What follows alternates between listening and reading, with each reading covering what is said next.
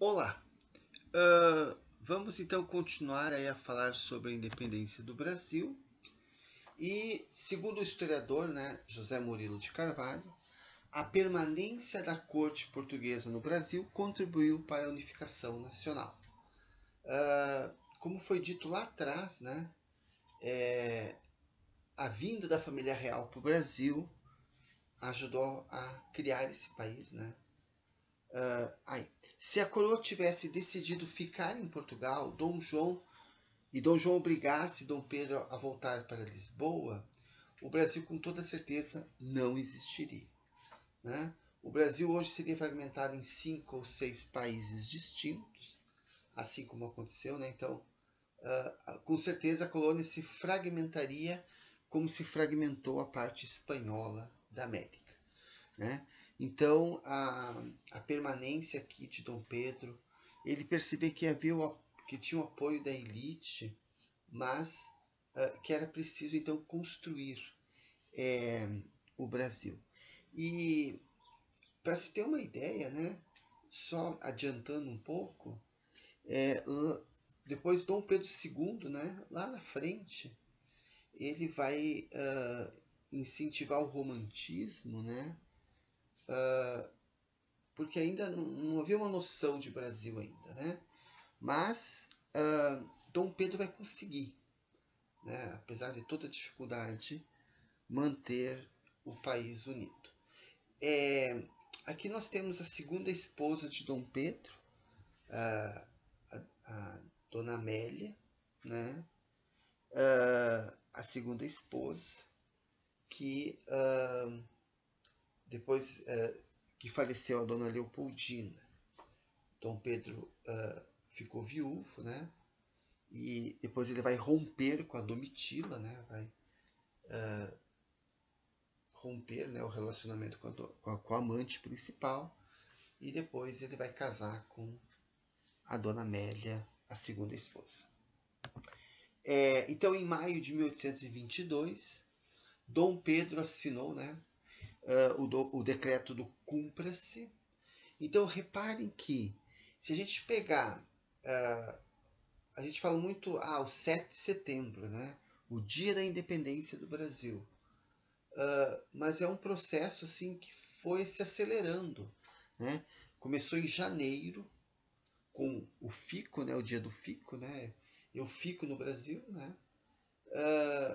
E agora em maio nós temos o Cumpra-se, né?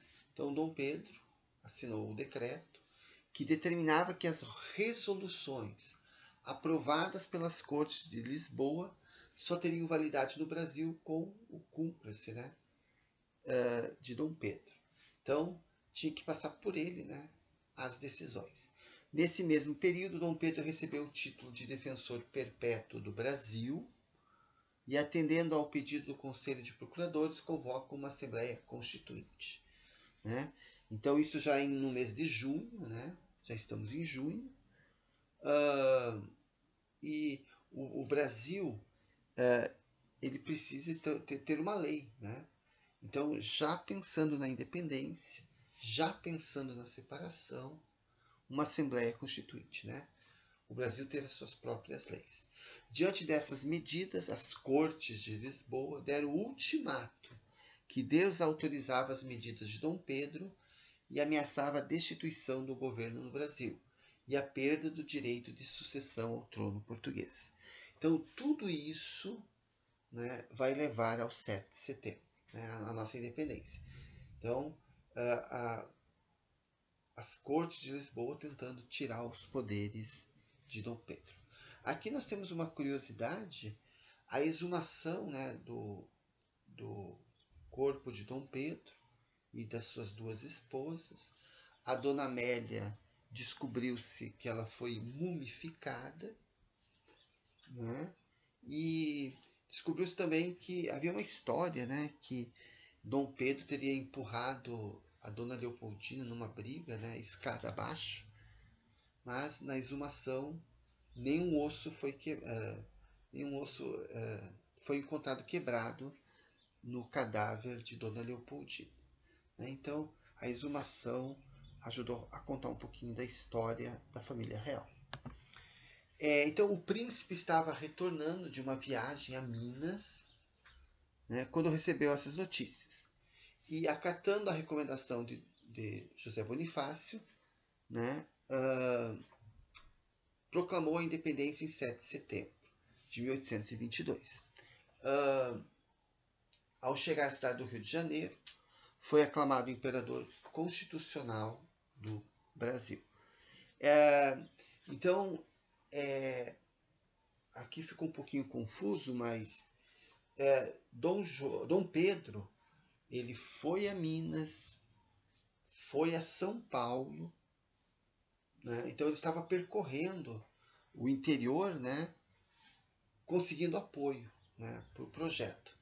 Então foi em São Paulo, né, que ele acabou proclamando a independência, né? Então ele foi a Minas, foi a São Paulo, e lá, né, ele recebeu o ultimato, né, enviado pela dona Leopoldina, e diante desse ultimato de Portugal, ele proclama a independência e volta, né, vai para o Rio de Janeiro, onde é aclamado imperador.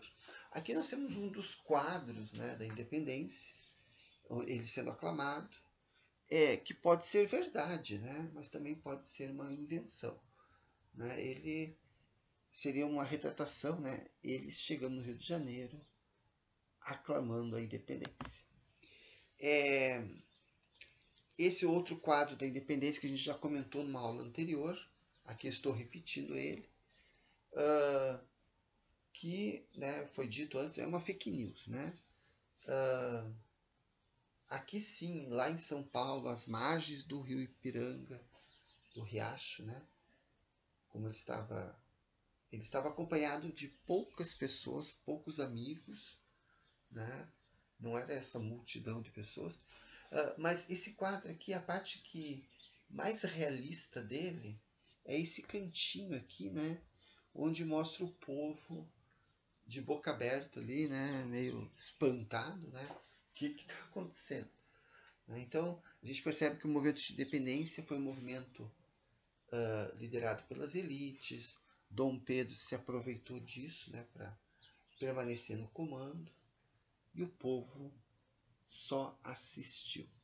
Então, por isso que a gente não comemora, né, com tanta alegria a independência, como, por exemplo, nos Estados Unidos, né? Lá sim o povo participou. A independência do Brasil não provocou nenhuma profunda mudança na estrutura econômica e social do país. Então, o que houve foi uma mudança política. E se parar para pensar, muito pouca, né? Porque o Brasil já tinha deixado de ser colônia. Então, não houve mudança econômica, social. O modelo econômico da época colonial permaneceu intacto. Então, o Brasil continuou igual. Produção agrária, monocultora, escravista e exportadora. A sociedade caracterizava-se quase que fundamentalmente pela existência de duas classes antagônicas, o escravo e o proprietário de terras, né? O escravista. Dessa maneira, é fácil concluir que os grandes beneficiados pela independência foram os latifundiários, os grandes fazendeiros, né? O Estado brasileiro, portanto, organizou-se em função dessa elite. Então, e essa elite não interessava para ela uma revolução, não interessava para ela escravos pegar em armas e tal. Aliás, esse era o grande medo, né? Vamos lembrar do Haiti, né? O grande medo dessa elite era os escravos se revoltarem, falarem em liberdade, né? Então, essa elite se junta com Dom Pedro e é feita assim uma grande maracutaia, né? Para deixar tudo como está. Né? Aqui do ladinho, uma S10 da época, né? Uma caminhonete da época. A elite fazia questão de circular assim, né? E quando os escravos levavam, o fazendeiro ou a esposa dele, né? Eles usavam as melhores roupas, né? Para acompanhar. Escravas, né? Quando acompanhavam a esposa, a madame, né, ganhava até joias, né, brincos e tal.